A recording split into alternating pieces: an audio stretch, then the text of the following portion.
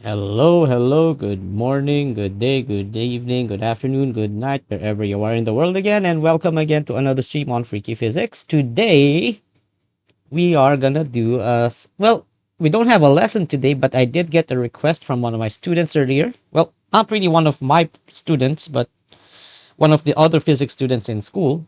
And so, we're gonna discuss the topic as you saw on the screen.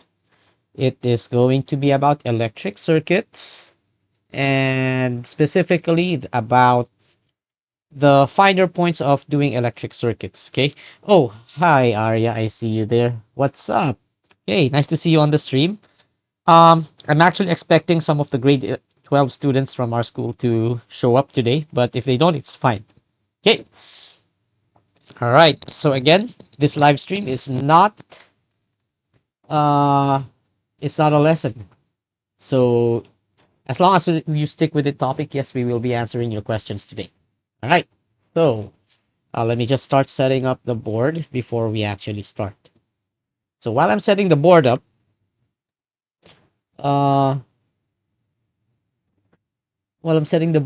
what exactly are we going to talk about? So we're going to talk about circuits in general.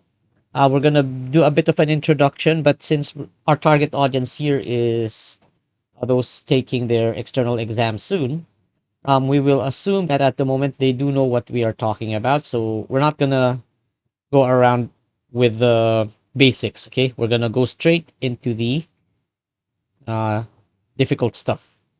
Well, I wouldn't really call it difficult, but yeah, one of them is particularly difficult from what I've seen.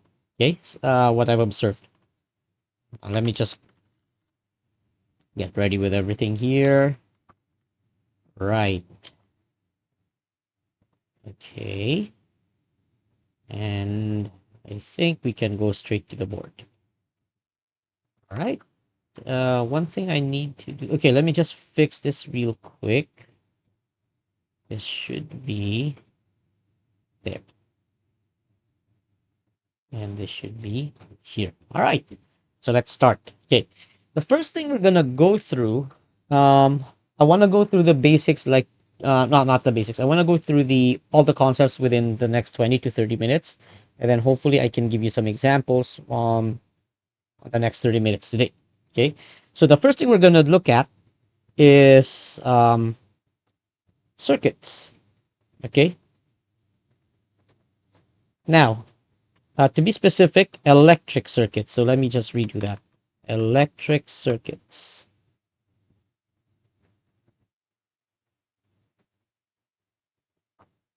Now, at this point, I'm going to assume that everybody knows what the circuit symbols are. If not, you just let me know ahead of time, or you can do that again in chat. Okay. So, um, okay. So I'm just gonna get an image online, an open source image online, circuit symbols, about circuit symbols. Okay. Uh, let's look for one from a good one. Okay, this looks good, so I'm gonna copy this. So the image. Okay, so I'm gonna credit this source here. Oops. Okay, so the source, I'll just credit this real quick. The source here is mmerevise.co.uk. I'll just put the okay. So these are all the symbols for the circuits that we are going to be using. Where's the text box?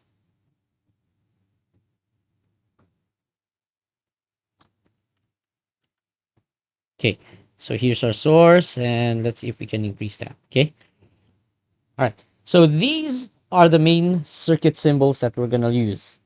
We have the open switch here. We have a closed switch here. In other words, this is when your circuit is not turned on, it's turned off. Okay, so off, and this is when it's turned on. Okay, a cell is this, a battery is this. Then, of course, we have the rest, the lamp, the fuse, the voltmeter, ammeter, diode, LED, resistor, variable resistor, and the LDR and the thermistor. Now, for our purposes, we're going to differentiate between the diode and the resistor. Okay, because the LED is essentially a resistor, sorry, is essentially a diode, and these other things here, these are essentially resistors in the first place. So we're gonna focus mostly on the diode and the resistor. However, for SL, we are definitely just gonna focus on the resistor. The diode will be in HL. Okay. All right. So one more thing that we need to differentiate is what a cell is compared to a battery, and the voltmeter properties compared to the ammeter properties. Okay. So the first thing we're gonna go through is the cell versus the battery. The main difference between a cell and a battery is that a cell, so cell versus battery, okay, a cell is a single unit. A battery is two or more cells working as a unit, working as a single unit, working as a single unit. Now, a good example for a cell would be, I actually have one here, a couple here. Okay. Um, Let me go back to the main camera first. Right. So this is a cell. This is an alkaline cell, 1.5 volts and sized double A. Okay. So all of these things, these are cells. How do we know it's a cell? I'm not going to do that live because I don't have the tools right now. But if you open this up, you have your one single piece. Okay. Uh, Belinda. Hi, Belinda. Nice to see you. Which Belinda is this? I know so many Belindas. Hi. Okay. All right. So anyway, so that's a cell. Okay. A battery, on the other hand, I'm gonna get three cells like this. Okay. Now, normally in a circuit, you would normally see these three batteries attached like this. These three batteries put together constitute your cell. Okay. All right. Again, these three cells constitute your battery. I think I said that the wrong way earlier. Now, um, does that mean anything in terms of actually setting up a circuit or drawing your circuit diagram? The only difference it makes is that how many of those units you'll be using. But in terms of being a power source, there is no difference in a circuit. So in other words, that's the only difference. This is the only difference in terms, okay, in terms of a circuit, okay, in terms of diagrams. So basically later on, when you have a cell or a battery, yeah, you can just, um, oh, YSA Belinda, hi, okay. All right, nice to see you. All right, again, I am expecting the grade 12 students to come here. But anyway, if you're here, might as well watch. All right, so anyway, going back. So the only difference is in terms of the diagrams. However, ideally, I'm going to put the word ideally here. In reality, though, okay, cells and batteries have what we call internal resistance. And in that case, internal resistance, what happens is if you have a single cell that's rated at 9 volts versus, how many cells would that be? Versus 6 cells that together constitute a battery that's rated at 9 volts, it would be better to have a single cell. Okay. Cells have smaller resistances, internal resistances than batteries in general. So in terms of the circuit, it's better to have a single cell whenever possible. Okay. So cells are, I'm not going to say are, have less internal resistance. Okay. So keep that in mind when you're designing things once you become an engineer. But for now, since you're not an engineer yet, there's no real difference. but we will still be looking at how to deal with internal resistance later on. Okay, so that's the difference between a cell and a battery. I hope that's clear. Um, so let's go to the next bit. Ammeters and voltmeters. Again, I'm going to go through that as briefly as I can, but as completely as I can. Okay, so a voltmeter versus an ammeter. Okay, this is a voltmeter. This is the ammeter. Okay, the voltmeter and the ammeter, they are, of course, from the names, you can already kind of guess what they measure. The voltmeter measures potential difference. Okay, potential difference. The ammeter measures electric current. Electric current. Okay, the second thing that, so of course, that's the obvious one, but the more important one for us now is how to connect them. Voltmeters are always attached in parallel. Arya, I think it is lagging a bit because I'm trying something out. I'm trying to stream into both YouTube and Instagram. And I think the plugin for Instagram is causing me to lag a bit. I think so, yeah. Uh, okay. I want to try this out. Instagram, I'm going to say goodbye to you for a while. This is just, I'm still testing you out anyway. But yeah, I'll say goodbye to Instagram for now. Tell me if there's a difference starting. Okay, hold on. Ow. Okay, it wasn't actually live, was it? Right, let's do that. Okay. All right. Okay. I've turned Instagram off. See, how does it look now? Okay. All right. So anyway, let me keep talking and then you can give me the feedback. So for the voltmeter, this is connected in parallel to the component you're measuring. Okay. So I'm gonna give you an example on the circuit diagram here. For the ammeter, this is connected in series to the component you're measuring. Okay, so keep that in mind. So for example, if I'm going to draw my circuit diagram here, and then there's my cell, and then I'm going to have a resistor here. The ammeter is going to have to be connected here in series with the resistor, and I'm going to connect the voltmeter here, like so. All right. Oops, hold on. I didn't not share my board. Let's do that again. So there. So the voltmeter is connected in parallel to the resistor and it's connected in series, ammeter is connected in series to the resistor. Okay. So that's the second part. The third thing that needs to be addressed here for the voltmeter and the ammeter is their ideal properties. This is ideally infinite resistance.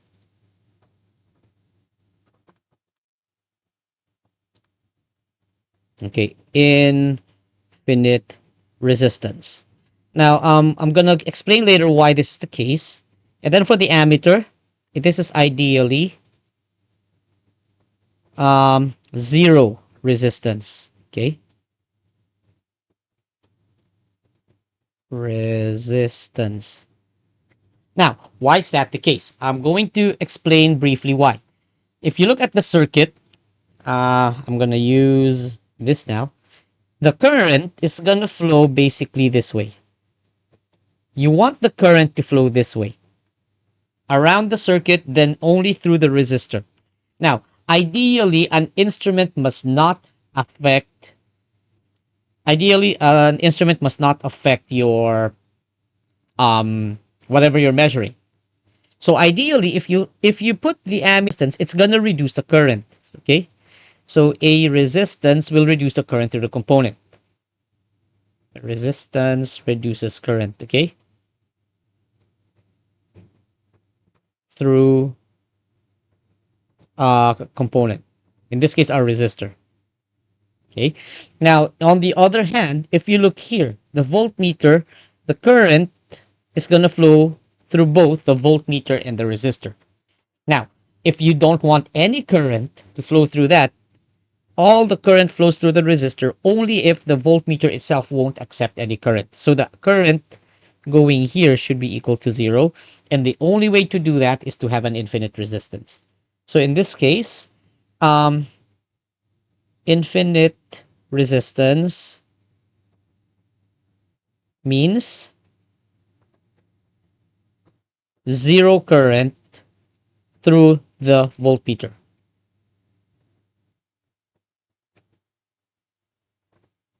Okay, there we go.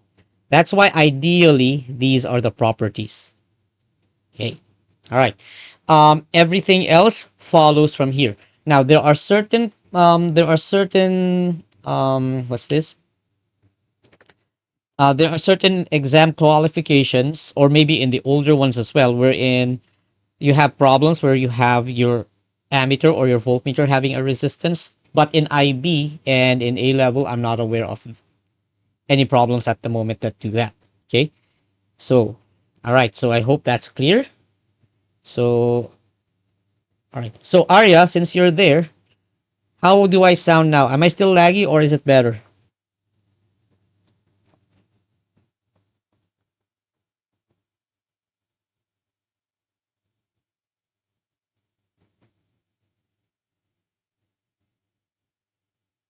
Okay, while I wait for the response, let's continue. All right. Uh, okay. The next bit here is let's take a look quickly um, at the next parts that I want to go through on the diagrams, which is the diode and the resistor. Both of these, both of these would be components in the circuit that use up energy from the battery. So anything that uses up energy can be considered the load. Okay, so I'm going to say that loads. Um, Circuit load. Okay, now the circuit load, there are two main types as mentioned. We have the diodes versus resistors. Okay. In further electrical and electronic engineering, there are other types of loads. For example, we can have solenoids, we can have inductors, we can have capacitors and everything. But generally speaking, even those things, they also will have their own resistance. Anything that you can put in a circuit will have a resistance. So for now, we're only going to focus on diodes. Let's go to the symbol of a diode. That's that. And a resistor is this. Okay. In this is European, and most of us follow the European system. If you follow the American system, the diode still has the same symbol. Okay, but the resistor is this.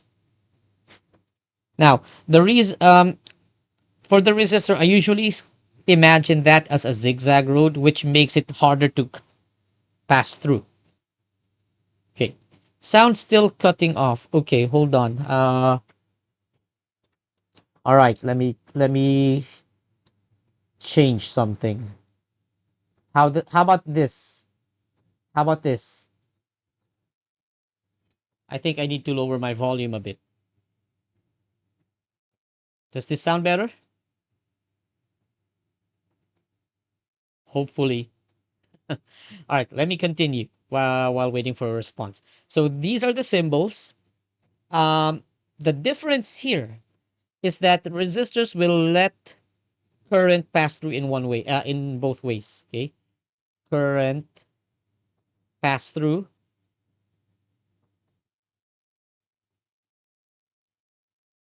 uh, pass through in both directions.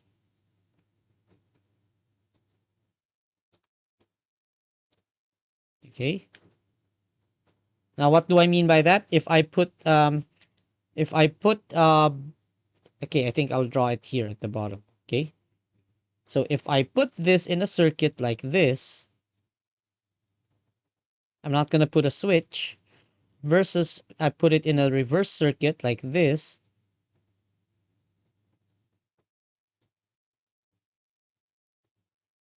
Okay. In both cases, a current will pass through.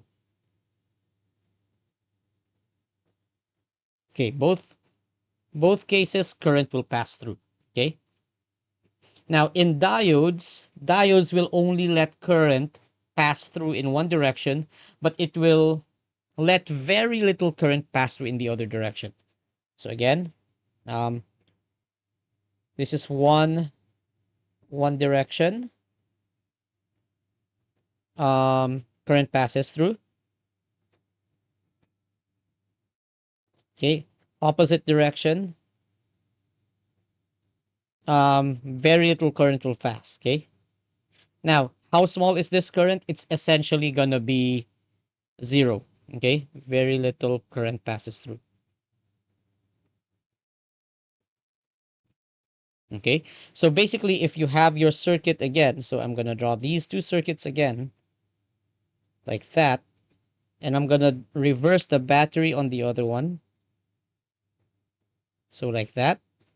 Okay, in this case, the current's gonna flow through no problem, like that. But in this case, just a tiny amount of current will pass through. Again, and most of the time, that current will be negligible. So I'll just write here negligible I. Okay. All right. So that would be again the main difference between a diode and a resistor. Now the resistors, I don't want to go through too much detail on those resistors for now.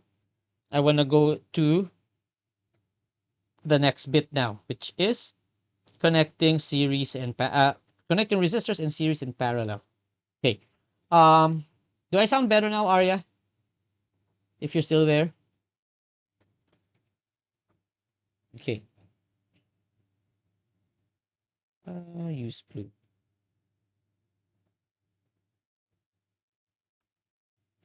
Okay. Now, the next thing here is resistors in series and in parallel.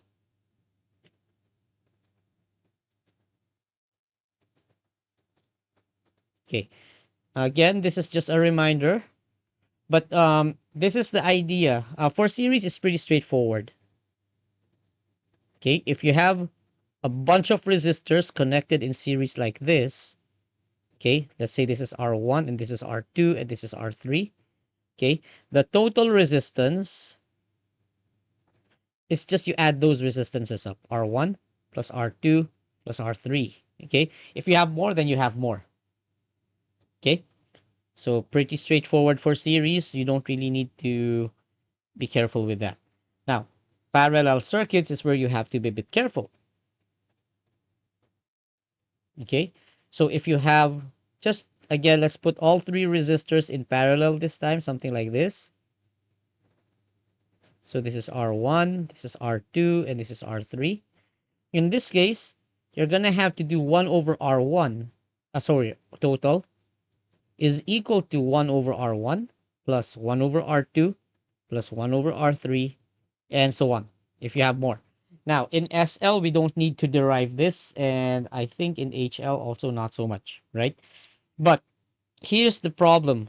A lot of people forget to do this properly. Okay, so I'll give you an example right now for this. So let's say that you have these I'm gonna make this just a simple 3 resistor network like this. I'm not even gonna write the rest of the circuit for now. Okay, so in this case, let's say that R1 is equal to 2 ohms and R2 is equal to 10 ohms and R3 is equal to, let's say, I don't know, 20 ohms. Okay. All right. Now, to find the total resistance, we need to copy, and I do have to emphasize the word copy here. You need to write down the full equation. You don't just write the left or the right side of the equation.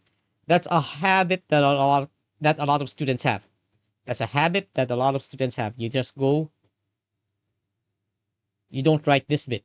You only write the right side of the equation. In this case, this is an example of you really have to write the full equation. Okay.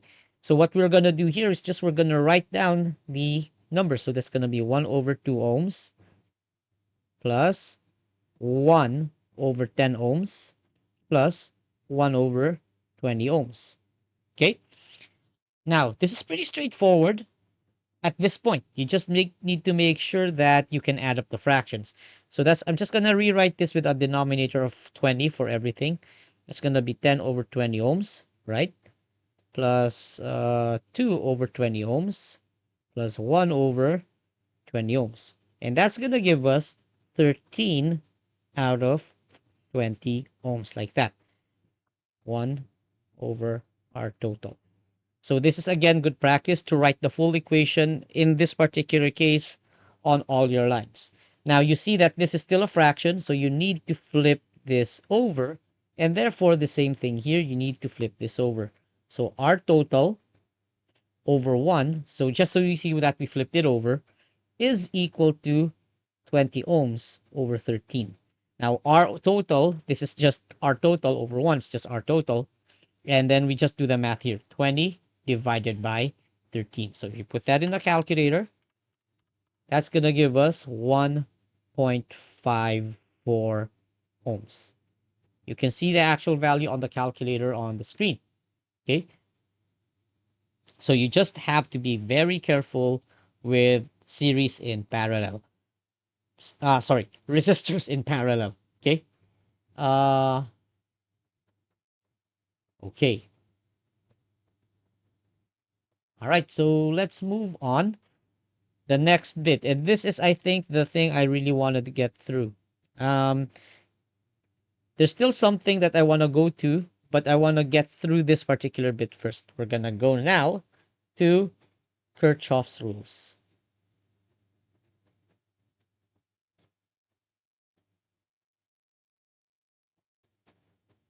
or laws. Some use. I have been taught that this is Kirchhoff's rules, so I really personally prefer this. But saying Kirchhoff's laws, it just sounds weird to me when I say Kirchhoff's laws, but it's equally valid. Just so we're clear, okay? I'll just write that here, laws. Okay, there are two. I'm just gonna write the two. Um, if you have any sort of junction like this, okay, this is and then you have currents coming in and currents coming out, right? Let's label this I1, I2, I3, I4, I5, and I6. Okay, if we use the mathematical notation for sums, then we'll use the total of all the currents in to the junction should be equal to the total of all the currents out of the junction. It's a very simple concept as to why. Okay, the concept is electrons are non-divisible. A single electron will always be a single electron with a particular charge. It cannot be smaller than that. It cannot be bigger than that. Okay, so with that, um, because electric currents are essentially just charges moving, if a charge moves in, it must go out sooner or later. So that's why we have this. That's the reason behind it. And this is called the current rule or the junction rule.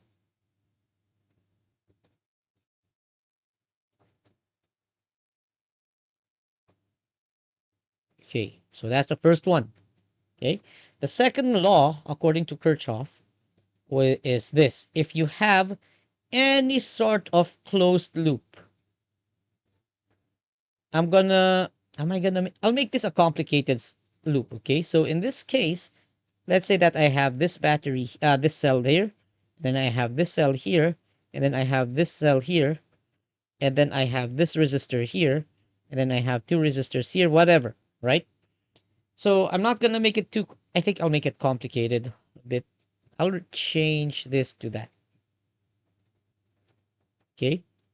Now, what we'll do is we'll label all the cells with an EMF. So let's say EMF1, EMF2, EMF3, where this is the EMF.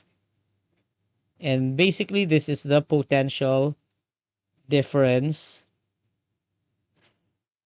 across the terminals of the battery. Well, not across the terminals of a battery, but across the terminals of an ideal battery. Across terminals of ideal battery. There's a better definition, but for now, this is our working definition for now. But there is actually a better, more scientific um, answer, or not answer, but a more scientific way to explain what EMF is. Terminals of ideal battery, a cell. Okay, an ideal cell will have that EMF. Okay, now, and then what I'm gonna do is, of course, there's gonna be a voltage drop across the resistors, like so. And let's label this V1 here and V2. Okay, now what will happen here is, according to Kirchhoff's rules, the sum of your EMFs must be equal to the sum of your voltage drops or potential differences. Okay, now keep this in mind. Why? Because the idea here is these things, the EMFs, are adding energy to the circuit, while the resistors are the ones using up the energy. The energy you dump into the circuit must be the same as the energy you bring out of the circuit. Otherwise, if it's less, if the energy you dump into the circuit is less than the energy used by the resistors, it's eventually gonna run out of energy to drive the current through. If the EMF is bigger than the voltage drops, then that means there is energy being used somewhere else, and that won't make sense. So this is okay. So let's just write this here. So the current rule, or the junction rule, this is due to conservation of charge.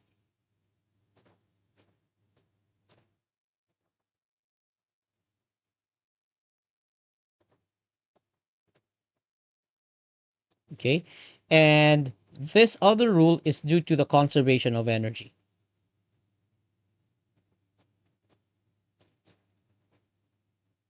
And this other rule uh, has a, well, the obvious name would this for here would be the voltage rule,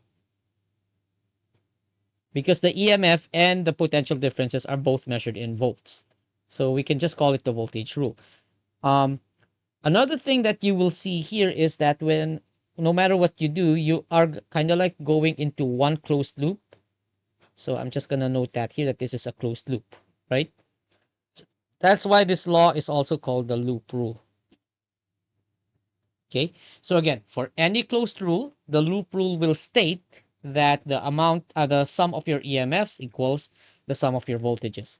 Now, I'm gonna discuss a few more rules in a while regarding this, but for now, this is what we do. Okay, now I'm gonna make this easy first. I've explained this several times to some of my students, but I'll make this easy first, like this. I'm gonna give you a real easy challenge. I'm gonna give you this particular thing. Uh-huh. There. Shall I? Yes, I shall add another resistor. Add one more resistor to the pack here. Okay. Now, one more thing about Kirchhoff's rules is that, oh, I forgot to mention one rule. Ohm's law. We'll get to that later. But actually, I better get to that now. So one more rule that I forgot, I didn't discuss, is Ohm's law. Okay, and this is more crucial. This is more simple. Anyway, most of you should know this already. Most, especially the higher level students. Okay, now Ohm's law is basically this: V equals IR. Okay, V is the potential difference across the resistor. So basically, let's draw this first. If you have a resistor like this, okay, and there's current flowing through that, and then if you measure the potential difference, there's a voltage going through that, then this is R, right? So again, I is the current through the resistor, V is the voltage across that resistor, and R is the resistance of the resistor. Okay. This is gonna be useful again when we're solving circuits. Okay, so I'm gonna give you now that I'm gonna go back now to that exercise I wanted to do, which is you have two, I'm gonna make it simple for now, two cells like this, two resistors like this. I'm gonna give you the values. This is 6 volts and this is 12 volts. And then this is, let's say, 2 ohms, and then this is 8 ohms. Okay, so let's do Ohm's law first. Ohm's law. Okay. First of all, we do total V, right? Total V is equal to 18 volts. Why? Because you're adding those two up, because these two cells constitute a battery and they are arranged in the proper orientation, negative to positive being attached. Okay, so that means you're gonna add up your EMFs from the battery. The next thing we're gonna do here is we have these what's this, resistors in series. So we know that in series the total resistance is equal to 2 ohms plus 8 ohms. So that's gonna give us 10 ohms. Okay, so and then the last thing I can solve from here is, since we've already done this, what's the current through? Let's just do it like this. If this is I1 and this is I2 going to the resistor here, and this is I3 going here. Now, if you think about this, here is a junction. Okay, we're gonna do Kirchhoff's rule now. Okay, so from this junction, I remember that in okay, I think I better change the color again just to make it easier to go through. Okay, so this is your junction. Okay, and from the junction, that means we can use a junction rule. In other words, I in, the sum of the currents going in, should be equal to the sum of the currents going out. In this junction, there's only one current going in. That's I1. Similarly, there's only one current going out. It's I2. Okay. Now, on a similar fashion, you can consider this resistor as a junction as well. So you can also say that I2 is coming into this junction, and then I3 is coming out of that. So this is going to be equal to that. I1 is equal to I2 is equal to I3. In other words, what does this mean? For series connections, current stays constant. Okay, that's it. Okay, now, okay, the next thing I'm going to ask now is, what if you're going to measure the voltage across that 2 ohm resistor and also across that 8 ohm resistor right there? So what would those voltages be? Now, in order for us to do that, we're going to use, so solving for the V, use Ohm's law. It's whenever possible, use Ohm's law. It's gonna be a lot easier in this case. So in this case, we're gonna have to look for the total current first. So so we're so we have V equals IR. So we're gonna do V total is equal to I total R total, right? Our V total is equal to 18 volts, and then our I total we don't know, but we know that the total resistance is 10 ohms. So solving that, we can now find that our I total is equal to 1.8 amps. Okay, so that means if we go back to our circuit here, the current flowing through this I1, this is going to be our answer of 1.8 amps. Okay, this is also okay. So one more thing before we end, before we move to the more complicated bit. Now, we added these together, the voltages, right? Because we add them together because we're basically using the loop rule. Why do we have the loop rule here? Our whole loop is composed of those two cells and the two resistors in series. So we only have one loop in this case. All right, so let's go here now and solve each of the voltages. So we know I1 is 1. So from here, I1 is equal to 1.8 amps. and R1 is equal to 2 ohms, right? There, 2 ohms. So from here, we can get the potential difference across this resistor by using IR. V equals IR, and that's going to be equal to 1.8 amps. That's your I. And then your R is 2 ohms.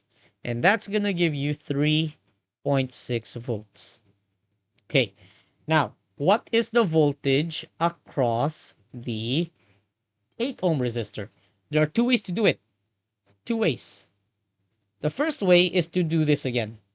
But this time, um, the what's the V to the 8 ohm resistor? Let's add this to 2 ohm. Okay. That's going to be equal to IR, and that's still going to be 1.8 amps. Our R this time is 8 ohms. Okay. So if we do the calculation, 1.8, oops, hold on. 8 times 8, that's going to give you 14.4 volts. Okay. All right. So I hope that's clear. Okay. Now, here's the thing. You will notice that our total voltage is 18. And you will also notice that if you use Ohm's law, if you add this together, 3.6 and 14.4, yeah, if you add them together, they're going to add up to 18. That's no coincidence. Okay. Because because the second solution is actually using, so possible, this is the first possibility, right? The other possibility is doing this. V of the 8 ohm resistor should be equal to the, let's not do it like that. Let's do the Kirchhoff's rules. So what we're going to do here is sum of the EMF is equal to the sum of the potential drops. The EMFs are 12 plus 6, right? 12 and 6. Okay. Your voltages, we've already solved for the first one. This is 3.6 volts plus V to the 8 ohm resistor. Now, both approaches will give you the same answer. That's still going to give you that V on the 8 ohm resistor is equal to 14.4 volts. Again, same answer. How do we get that? Because this is 18. And then we subtract 3.6 from both sides. Okay? All right. So whenever you have a simple circuit, I would actually personally prefer, I would still personally prefer using Ohm's law. It's a lot more simple. Okay. Even with normal parallel connections, I still use Ohm's law. Now, I'm going to go straight to the difficult part here. And I'm going to draw here a circuit wherein you cannot easily solve this with Ohm's law and you must use Kirchhoff's rules. Okay. The most common example is something like this. I have a resistor here. I have a resistor here. And I have a cell. You know what? I'll make this cell go like this. So you can see what we need, what the rules are. And then I'm going to put another resistor here just to throw a little bit of confusion along our way. This is the most complicated circuit you will ever encounter using Kirchhoff's rules in IB or A level. There is not, you won't get a more complicated circuit like this. Okay, this is the most complicated you'll ever get. So let's put values in. So let's say this is 10 volts and then this is 5 volts. Let's put the values in at 10 ohms, 20 ohms, and 50 ohms here. Okay, now the challenge is to find the current, actually find the currents through all of the resistors. Okay, now, okay, let me note first step one for Kirchhoff's rules. In order for you to solve this, we need to note these rules. The first rule is to assume a direction for all your possible loops. Direction of motion. I'm I'm not going to say motion. Motion is wrong. A direction going around the circuit, going around the loop. For each loop, okay? So for example, I'm going to assume that this is going to go clockwise, and I'm going to call this loop 1. The bottom loop, which is going to be this, okay? So the top loop is this. So the bottom loop, I'm going to do the same thing. I'm going to go clockwise, and I'm going to label this loop 2. But there's a third loop. I could go this way, around, on the outside, right? So this is, let's say that this is loop 3. Again, going clockwise. So that's the first step when using Kirchhoff's rules in any not so simple circuits. The second rule.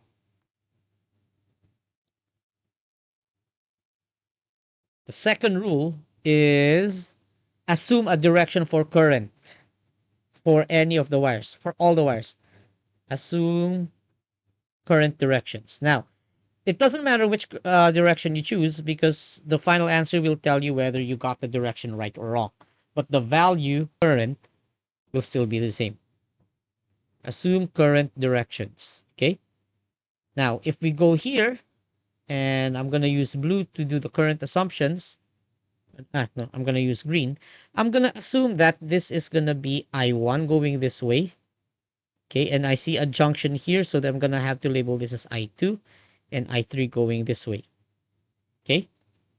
Um, anyway, so this is still I3. And as we've established, this means this is still also I3. And also this is still I2.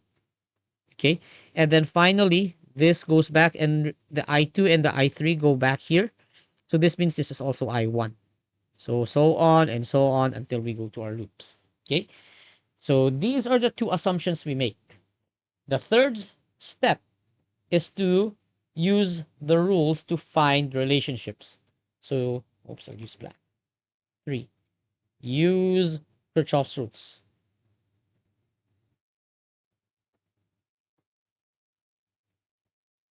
Okay. Now, in this case, I'm going to start off with the current rule. The current rule will tell us that I1 should be equal to I2 plus I3. Why again? Because in this particular junction here, I1 goes in, I2 and I3 go out. The next bit, I'm going to assume 3 loops. So loop 1, I'm just going to write all of them now. Loop 1, loop 2, and loop 3. Okay, let's take a look at loop 1 again. Going back here, loop. First is we're going to look at how we pass through the batteries or the cells. In this case, we follow the direction of the loop, not the direction of the current. We follow the direction of the loop. So our loop is going again clockwise, right? So we follow the loop, and this is where it becomes interesting. I purposely did this so I can show you what we need to do.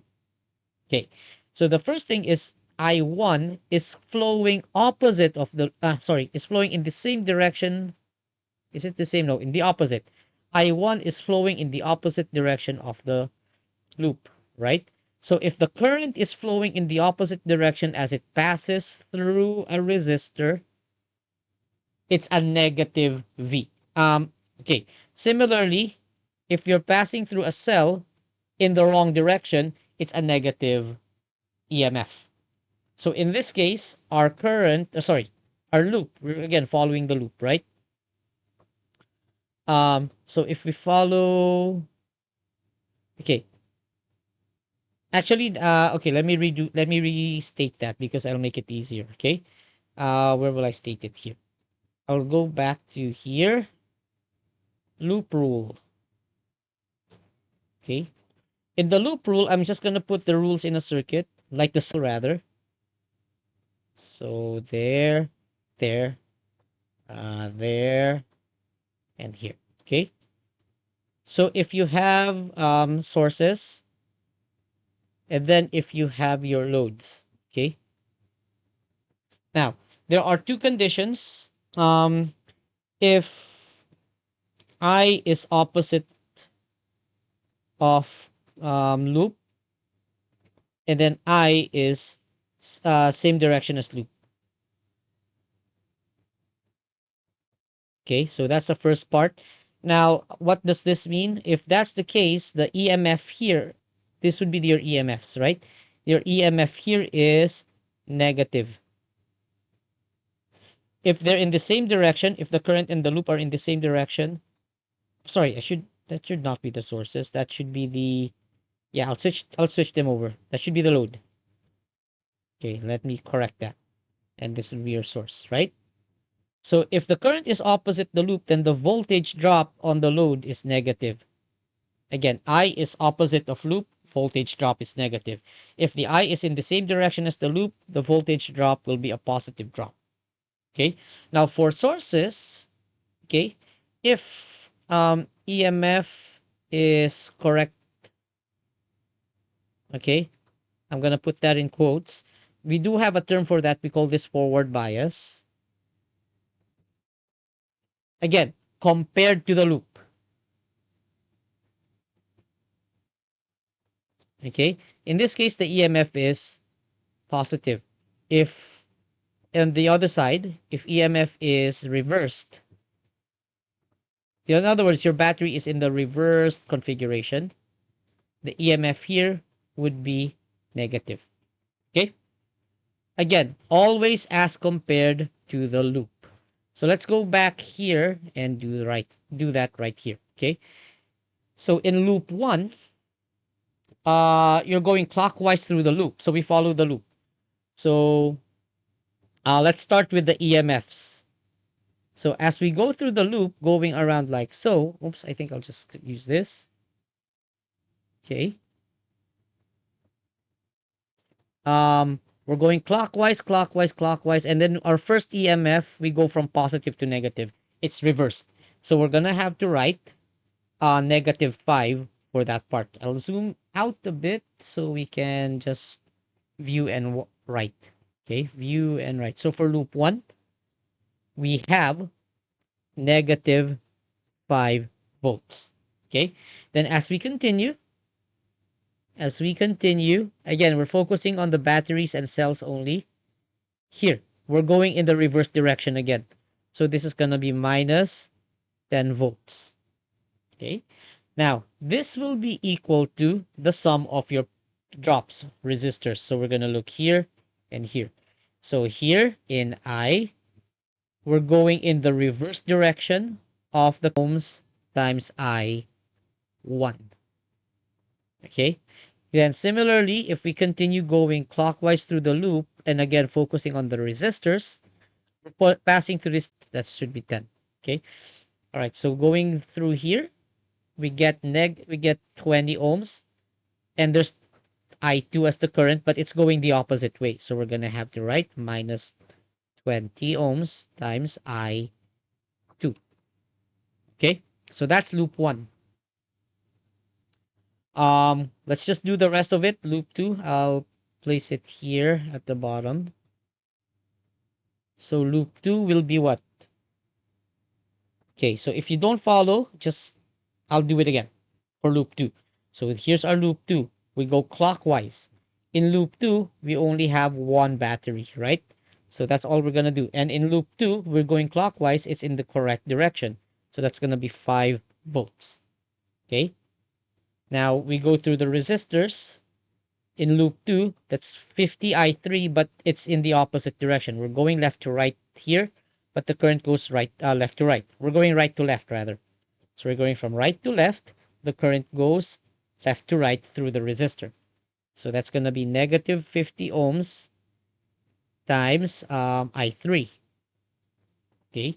Then if we continue, I2 and 20 ohms, they're in the same direction as our loop. So that's going to be plus 20 I2. And finally, for loop 3, I'm gonna just do that right now. If you hope you can follow now. But for loop 3, again, loop 3 is outside. Okay, loop 3 is outside. So here, loop 3 is we're going clockwise. Sorry, we're going counterclockwise. 10 volts is equal to 50 ohms times I3. plus 10 ohms times I1. So we have our three equations. Now, normally, voltages by using Ohm's law. Okay. In other words, I need to find I1, I2, and I3. And that's the challenge here. We need to find I1, I2, and I3. How do you solve this? What you can do is you can do four equations of four unknowns. You just keep solving until you get your I1, I2, and I3. And if you have a graphic calculator, though, a graphing calculator like a GDC, for example, the TI Inspire CX2, which is what we use in our school, uh, there is an easy way to do it. Okay, you use matrices, but that's for later. What we'll do now, yeah, because I don't have a GDC, so I can't really show you how to do it. Well, when I get one, I'll get to how to do it, okay? But anyway, what we'll do here is we'll just do the algebra straight away from here. From loop 1, let's rewrite everything here. So we have I1 equals I2 plus I3. And then let's just combine that. That's negative 15 volts is equal to negative 10. In fact, I'll just remove the units because we're going to get amps there straight away, okay? Volts, this would be 10 I1 minus 20 I2. And then the third one is 5 is equal to 20 I2 minus 50 I3. And then finally, we get 10 is equal to 50 I3 plus 10 I2. Okay. Now, what do we do here? We can do substitutions from one equation into the other to find I1, I2, and I3. What's a good substitution here? We can substitute this into here. Then we can find the answer later. Substitute our I2 into here. And finally, from here, we substitute it here to get your I1, I3, or I2. Okay, so let's do that real quick now. I hope I can do this quickly enough. Okay, so what do we do? If we insert this now, we're going to replace the I1 with I2 plus I3. So this becomes, let's just rewrite this here. And I'm going to use this thing. Okay, so negative 15. I don't like that color. Let's change to yellow. Negative 15 is equal to, yeah, it can be seen. Negative 15 is equal to negative 10 times I2 plus I3 minus 20 I2. We distribute the 10, and that's going to give us negative 15 is equal to negative 10 I3 minus 30 I2. Okay, so we have this. The next thing we're going to do is we can substitute, we can put these together we can remove I3 or I2. So from here, I'm just going to write this as I3 is equal to 15 minus 30 I2. Okay, so I'm going to substitute this I3 into here. So when we do that, we get, what's the formula? So then we're going to get, let's use pink again. So we're going to get 5 is equal to, remember this is already I2, right? Yeah, I2. So 5 will be equal to 20 I2 minus 50 times I3. Substituting I3 gives you 15 minus 30 I2. And from here, you have just solved I2. We can solve I1 and I3 really briefly from here. So this is going to become 20 I2. This is going to become 5 minus, what's 50 times 15? Let's just put that in the calculator. 50 times 15 is going to be 750. And then this is going to be plus 30 I2. Okay. So 20 I2. Then we solve further. This is going to give us 705. If we move the 750 to the other side, we get 755. So 755 here will be equal to 20 plus 30 I2. That's going to be 50 I2. And from here, I2 is equal to 755 over 50. Now, one reminder, this is a physics class or this is a physics exam. This is physics. We don't like fractions in physics. We get our we do the actual division. If this were math, that would have been enough. Okay? So 755 by 50, that's going to give you 15.1 amps. And that is the final answer for I2. We now substitute I2 into here to find I3. So when we do that, um I3, oops, hold on. So we're going to do that. I3 is equal to 15 minus 30 I2. Okay? So it's going to be equal to 15 minus 30 times 15.1. So let's do that now. So back to calculator, 15.1 times 30. Then let's just subtract 15 here, and that's going to become negative, right? Uh, Hold on. Let me just double check something. It seems like our answers are getting big.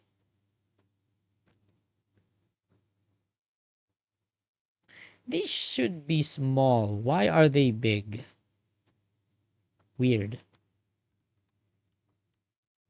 Not necessarily very small, but also not very big either.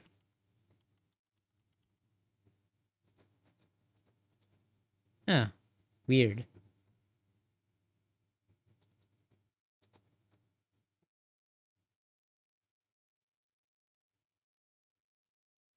So let me just think real quick. Oh yeah, they should be big because basically your resistors are parallel but also series with each other depending on what you look at. Anyway, going back. So I2 is we got I2 earlier. Let's look for I3. Um 30 I2. Okay. Um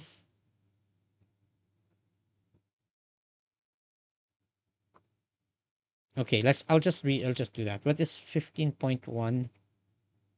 Okay, let's just do it like this. I'll go back here. What is 15 minus 30 times 15.1? 438 amps. That's way too big. Our answer doesn't make sense here. Negative 438 amps. Okay. How do I know that's too big? Our resistors are are small compared to the no, not small. Our resistors are okay compared to our voltage supply. So our current should be small, not that big. Okay. I will try to find the mistake, but that's the idea. Anyway, let's just keep going. Let's just use the idea and find I. We found I2. We found I3. Let's find I1. Remember that I1 is equal to I2 plus I3 from the junction rule thing. So that's going to mean I1 is equal to 438. Okay, negative 438 plus 15. Plus 15. That's going to give you negative 423 amps. Now, what do these negative signs imply? These negative signs simply imply that we selected the wrong direction for current. So if we go back and zoom back in here, okay, we see that we assume the direction of the current being counterclockwise here on the top loop. This means we should have selected the clockwise. Okay, but again, this is using the wrong values that we got. So I think I made a mistake in the math, in solving the math. Okay, so what I'll do now is I'll double check everything is correct. Uh, let's see, I think my loop 2 is wrong. Loop 2 is 5 volts is equal to negative 50 I3 plus 20 I2. Correct. So let's take a look at loop 3 outside. So we only have 10 volts. 10 volts is equal to 50 I3. Correct. Plus 10 I1. Okay, those are all correct. So let me just double check all the work, see what the mistake is. Okay, so I1 equals A2 plus A3. Negative 15 equals negative 10 I1 minus 20 I2, correct? Then loop through 5 equals negative 50 plus 20 I2. Okay, and then loop 3. Loop 3 is 10 is equal to 50 times I3 plus 10 times I2. Are they all correct? Let's see loop 2. Loop 2 is here. 5 volts going clockwise equals negative 50 times I3 plus that. That's correct. The last one, outside loop. Let's try that again. 10 volts equals 50 I3 plus 10 I1. Correct. I wonder where I made the mistake. Anyway, substitute. Negative 15. Uh, oh, I see the mistake. I already see the mistake. This should be negative 10. There's the mistake I made. Okay. All right. I'll just finish this now. Now uh let's finish this then. So once that mistake's fixed, I think we can finish this now. Okay. So this means I3 will be equal to um I3 will be equal to 15 minus 30 I2 all over 10. And that's going to give us 1.5 minus 3 I2. So that's I3. So let's substitute that in here. Of course, if there's a mistake in one spot, that means there's a mistake in another spot. Usually, yeah, it follows really like that. So let's take this out. So 20 I2, 15 I2.